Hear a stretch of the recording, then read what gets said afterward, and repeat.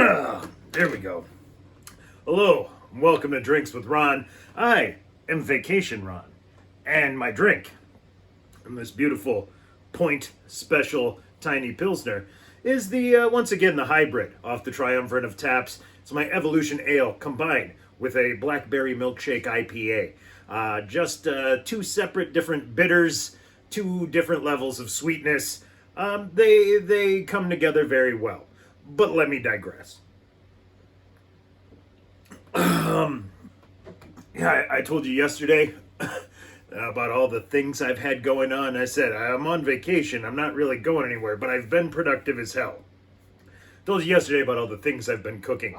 Various delicious meals.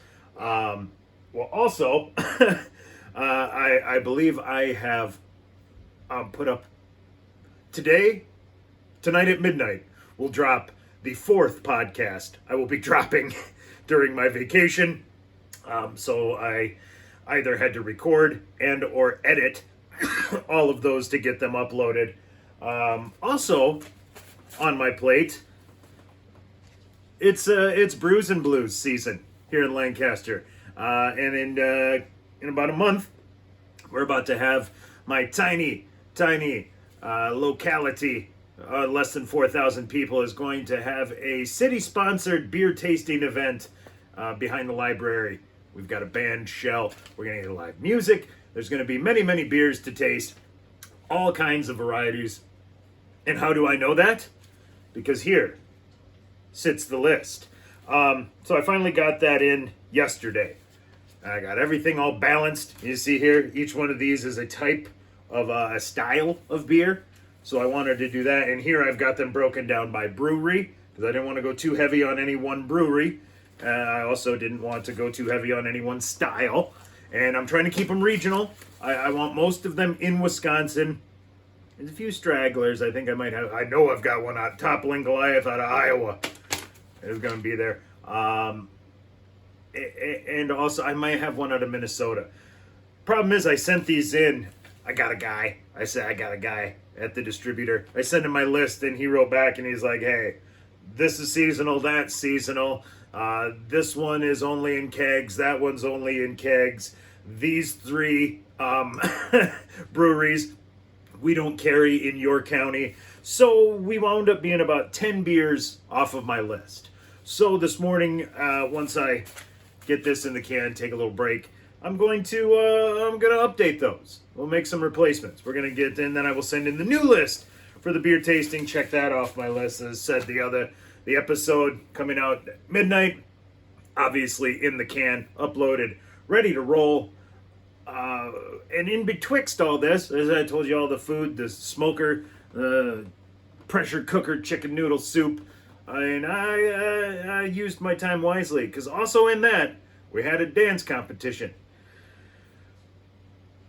Schaumburg, Illinois. It's amazing to me. Schaumburg is apparently like 15 minutes from Chicago, so I think you're kind of all in that urban mass where basically you just drive straight and you head right on into Chicago. The weird thing about that is, like I said, my GPS, I never actually went all the way into the city. GPS told me, I said, about 15 minutes from being in Chicago. But about 10 miles back from Schaumburg, it's like cornfields. So, I mean, it's mind-boggling to me. If you've ever gone from Milwaukee, you can drive Milwaukee down to Chicago over like fucking Gary, Indiana. You can go all the way across there and into Ohio as one giant urban mass. It's just, it's all a giant interconnected city system, essentially. But you go 8 miles the other way and it's people with ponds in their yard and fucking cornfields. So it's, I guess I assumed the urban sprawl was making it a little more westward. Apparently it's just expanding east and south. It'll make it here eventually, but not my point. So let me digress. You may have heard me mention that it was in Illinois. And if you've been listening to the podcast, I believe it was episode 107 of TGIF. I had a grip stagehand out of Jacksonville on the show to tell me about what it is that he does and get super, super ripped. So in that episode, we had a guy stop in who like writes articles, and he had just come from a dispensary where he was going to write a follow-up article on their 420 sales. And that was like, man, I've never been to a dispensary. 20 years ago, the mule rider and I used to talk about the day when you go into the store and buy a pack of doobies. Well, that day is here. But not only that, as this writer said on the podcast, it's all science-y. So it's not, there are places where, like I said, you can walk into your corner store and say, give me a pack, I'll take the green ones, I want a pack of those. But there's also a place where you go and there's like science-y guys who have the numbers on everything. This much THC, this much CBD. You want a sativa, you want an indica, you want a hybrid. I want whatever's on sale, my good man. So I thought, hell, I'm there. Let's take advantage of this and check one off the list, huh? It's totally legal. So what do I give a shit? But as I mentioned, it's totally legal in Illinois. So the issue then becomes, the problem then is anything that you buy at the dispensary, you can't take back with you to Wisconsin. But the upshot of that is anything that you buy at the dispensary, you can't take back with you to Wisconsin. It's got to be liquidated, for lack of a better term. Anything you get is got to get gone before you leave the state. Because it's not something you want to trifle around with.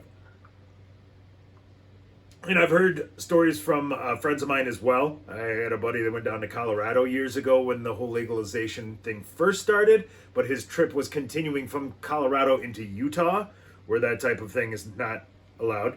And he had stayed at somebody's place. So he bought some pre-rolls, he bought some flour. That's the newfangled term for the buds. He bought some flour, I believe a vape pen, gummies, and I think some pre-rolls. So basically, when he was getting ready to leave the state, he's like, shit, I can't take anything that's left. So I think he said he left like the pre-rolls and the flour on the counter with a note for the people to let him stay there. Thanks for letting me stay. And then put his vape pen and gummies, wrapped them up real good in a bag. And I believe what he said was that he actually put it in his wife's bag. And then the grand plan was, if they got stopped, he'd be like,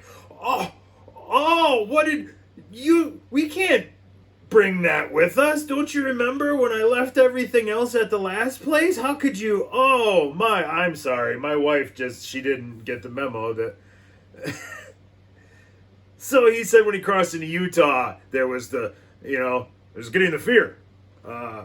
Little Hunter S. Thompson rising vibes of an acid frenzy where you start to feel the inner stillness disappear and be replaced with vibrations, high intensity vibrations, white knuckle and sweat. He's like, I'm thinking there's going to be checkpoints and everything. Like, nope. We drove on, we got a mile into Utah, and I was like, shit, I should have brought the pre-rolls. Badoom ching. Anywho, so let me show you. I did go through everything I had there, and then I cleaned out the jar. Because, the jar's fine. There's nothing illegal about a sterilized jar. I'm going to put my guitar picks in it. But it looks like that. It's a thick glass. It's got all the info right on there. It tells you there's a website, there's social media. The nice thing about being a drunk is when I travel places like that, you put a little alcohol in there and clear out, wash it. It's all good. So, like I said, if you can't bring it back with you, you might as well use her, huh? Oh, man. Yeah, and you may have noticed, I don't know if you see the Stugats, the vaccinated. I'm thrice vaccinated. I've been out there working 6 days a week since this whole bullshit started. Screens, masks, the whole deal, hand sanitizer. I've managed, in working with the public 6 days a week for the last how many years, to avoid contracting the plague. Small miracle. I don't want to jinx myself, but I think we're already there. Because as we come back Sunday night from dance competition in another state, my kid says, I think I should take a COVID test. And thankfully, USPS has been sending out those at-home tests. So we had a couple on hand. She took one and she was positive. She's like, oh, what do I do? Blah, blah, blah. I'm like, well, wait an hour. Take another one. Make sure the test isn't the fault here. But yeah, you sound like shit. You're hacking. I'm pretty sure you got the plague. So she waits. She takes another one. That comes back positive too. So great. Here we are, 2 years into this shit. I've managed to duck it like fucking Neo, in the Matrix. Just bullets, COVID flying at me.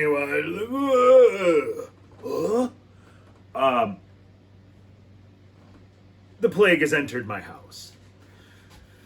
Almost made it. The thing is, if you remember what I was just talking about with the dispensary, there have been reports, multiple reports. I don't know how many this is based on one test that all these reports, but a thing that I've been saying since the plague began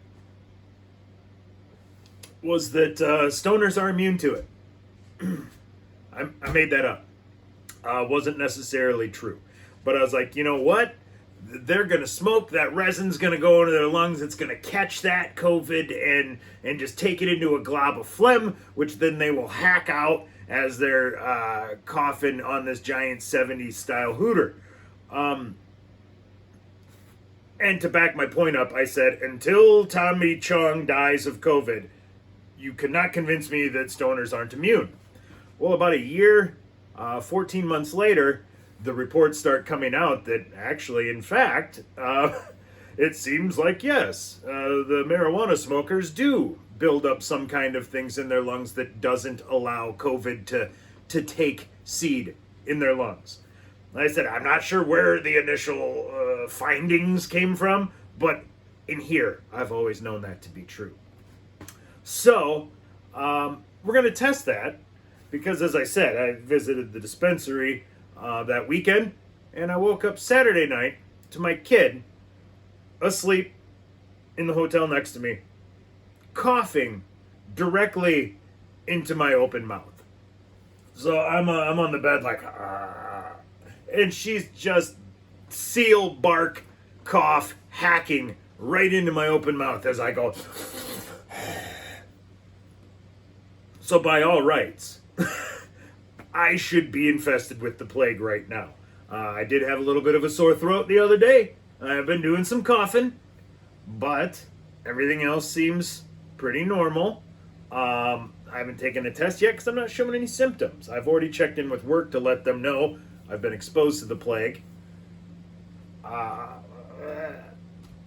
But yeah, I mean, I'm scheduled to go back to work Monday, and I'm not seeing any reason why that can't happen.